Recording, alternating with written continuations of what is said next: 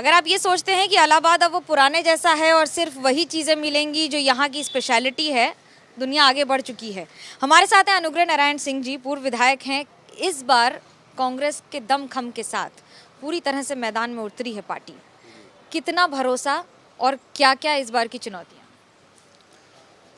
देखिए, इसमें जो देश की चुनौतियां हैं वो इस चुनाव की भी चुनौतियां हैं। देश बुरी तरह से तबाह हो चुका है, लूट मची है, राम राज की जगह रावण राज कायम है और महंगाई, बेरोज़गारी जिस तरह से बढ़ी है उस तरह सारे के लोग तबाह हैं। ये दुकानदार तबाह हैं, छोटे व्यापारी तबाह हैं, नौजवान तबाह है। ये हमारा जो है एजुकेशन हब है, यहाँ पे पूरे देश से लोग लड़के आते हैं कंपटीशन देने के लिए। वो सब बेचारे एकदम निराश हताश हैं। नौकरियां ख़त्म हो रही हैं। कहा गया वादा था कि नौकरियां देंगे, तो नौकरियां देने के बजाय नौकरियां ख़त्म कर दी गई हैं। तो इस प्रकार जो है पूरा देश इसमें अस्त व्यस्त है। लोग केवल इंतजार कर रहे हैं कि चुनाव की घोषणा हो जाए तो इसको पलटें।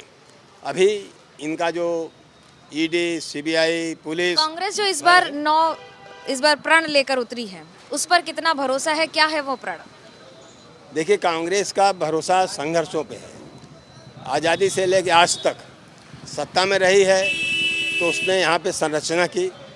आज सत्ता में नहीं है तो जो गड़बड़ियाँ हैं उसके खिलाफ संघर्ष कर रही हैं।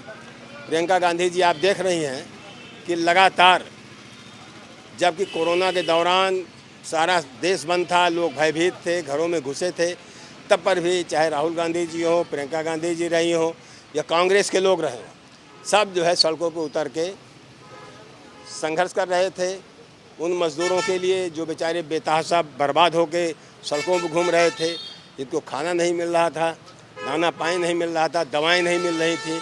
तब भी जो है कांग्रेस के साथी साथ थे, सड़क पे थे, आज भी हैं और जनता इसको देख रही है।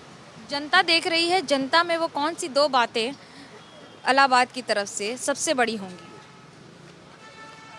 सबसे पहले तो जो इनकी बेबसी थी, जिस तरह से बेबस होके पिछले 1.5 साल से यहाँ के लोग जी रहे हैं, चाहे वो दवा के क्षेत्र में हो, खाने पीने, महंगाई, भ्रष्टाचार, उसमें रहा हो।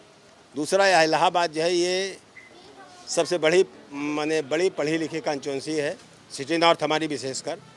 यहाँ पे बड़े बड़े कार्यालय थे, हेडक्वार्टर था, राजधानी थी पहले अंग्रेज़ों के ज़माने में।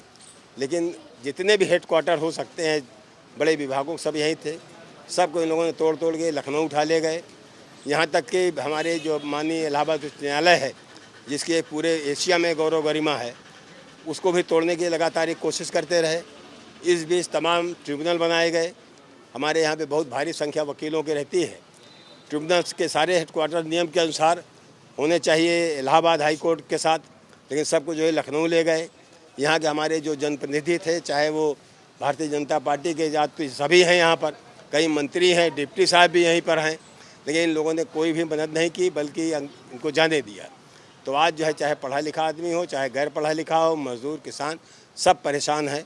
और ये मुख्य दो बातें तो यही है कि इसका एक जो शैक्षिक और बौद्धिक चरित्र था इलाहाबाद का, उसको ख़त्म करने की कोशिश की गई, क्या कर दिया गया काफ़ी। और दूसरा जो है यहाँ पर बदहाली उसी तरह रही है।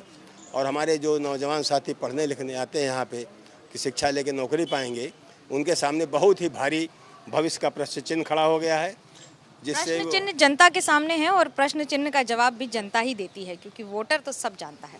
कैमरा पर्सन सूरज पांडे और मोइन के साथ मनोज्ञा लोईवाल, इलाहाबाद, एबीपी न्यूज़।